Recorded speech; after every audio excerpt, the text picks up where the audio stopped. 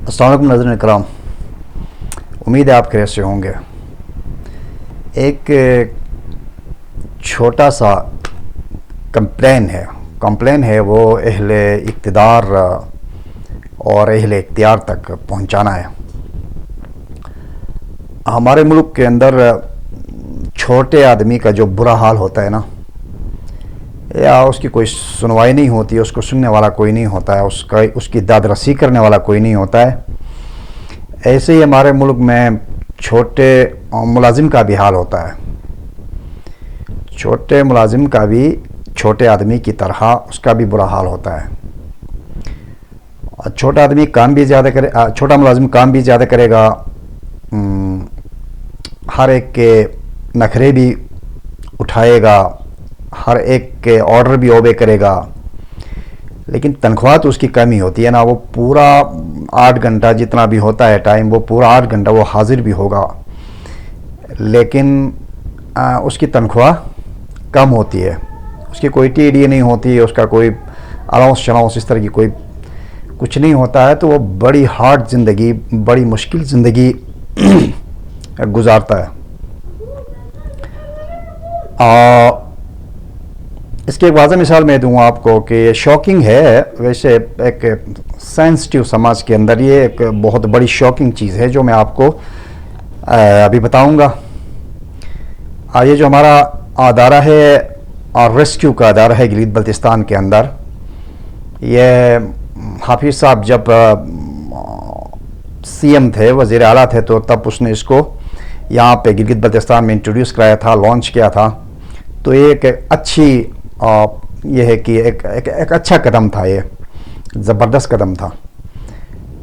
अब मसला ये है कि ये जो रेस्क्यू 1122 जिसको कहते हैं, इस अदारे के तकरीबन 80 प्लस, कोई 85 अराउंड इस तरह के मुलाजमीन को, छोटे मुलाजमीन हैं ये, इनको 9 महीने की तनख्वाह नहीं मिली है।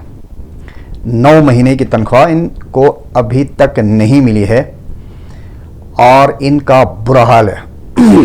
ज़ाहिर बात है, छोटी नौकरी छोटा आदमी ही करता है, उसी जो सैलरी बनती है छोटी, उससे बड़े मुश्किल से अपनी ज़िंदगी गुजारता है, अपने बच्चों का पेट पालता है।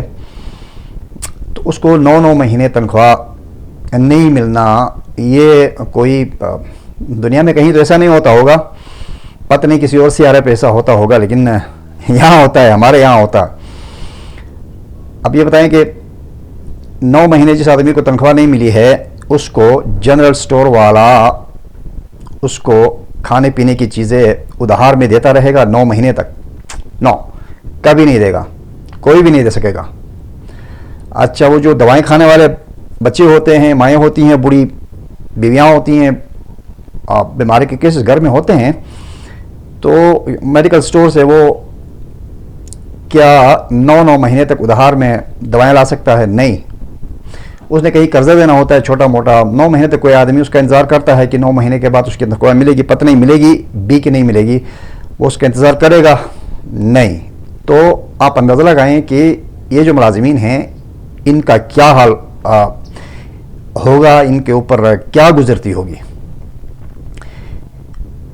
अब किसी की तनख्वाह तो नहीं रुकती है, बड़े किसी ऑफिसर की नहीं रुकती है, बड़े किसी सियासतदान या जो भी होता है उसकी तनख्वाह नहीं रुकती है।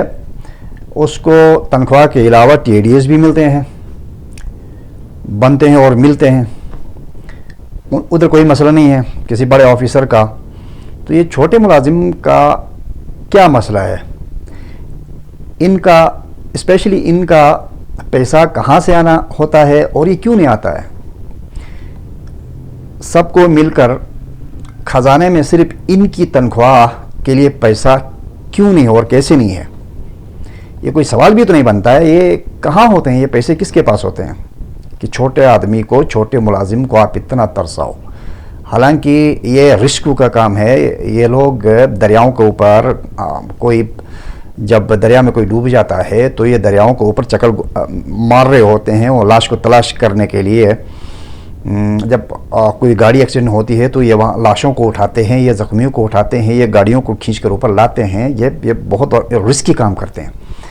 بہت رسکی کام کرنے کے باوجود ان کے ساتھ اس طرح کا جناب والا رویہ اختیار کرنا یہ انتہائی غیر انسانی کام ہے.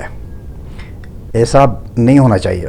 1 مہینے کی تنخواہ رکے چلو بات سمجھ آتی ہے, 2 مہینے کی رکے چلو 3 مہینے کی بھی رکے, 4تھے مہینے تو سوال پیدا نہیں ہونا چاہیے کہ کسی ملازم کی تنخواہ رک جائے, اس کو نہ ملے. اگر ایسا ہوتا ہے تو پھر تو یہاں کچھ نہ کچھ گڑبڑ تو ہے, معاملہ تو گڑبڑ ہے نا.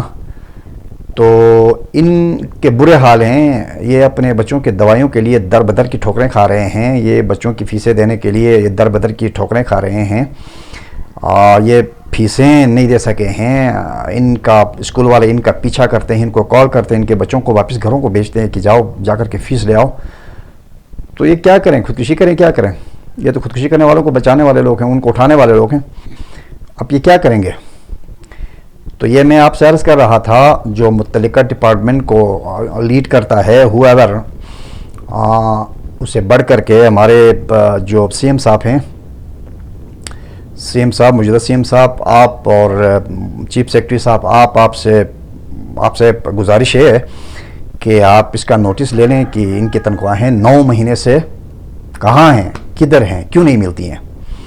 تو ان کو تنخواہیں دلانے کے لیے کوئی کام کریں, کوئی سبیل کریں, کوئی حکم جاری کریں. اور کیا مسئلہ ہے, مسئلے تو خیر ہوتے ہیں, مسئلہ کبھی ختم ہونے والا نہیں ہوتا ہے ہمارے یہاں. ایک تو یہ ہے کہ مسئلہ ختم کرنے کے لیے پھر ایک مسئلہ بنایا جاتا ہے, یہ بھی ایک مسئلہ ہوتا ہے. لیکن سمپل یہ ہے کہ ان کا جو حق ہے یہ ان کو مل جانی چاہیے, ملے ان کو ان کا حق, تاکہ یہ تھوڑی سکون کی زندگی گزار سکے, یہ لوگوں کی پکڑ دکڑ سے جو ہے نا بچ سکے, یہ چھپ چھپا کر باہر نکلنے سے یہ لوگ بچ سکیں. تو یہ آپ دونوں کے لیے سی ایم صاحب اور چیف سیکرٹری صاحب سے گزارش ہے کہ ان کی تنخواہیں کہاں پر ہیں, یہ کہاں سے ملتی ہیں, کیا ایشو ہے, اس کو حل کریں. کوئی ایشو ہے تو حل کریں, نہیں کوئی ایشو نہیں ہے تو پھر وجہ کیا ہے, اس پہ آپ نظر کرم کریں اور ان کو تنخواہیں ریلیز کریں. ان لوگوں کا برا حال ہو گیا ہے. بس اتنی سی گزارش کرنی تھی.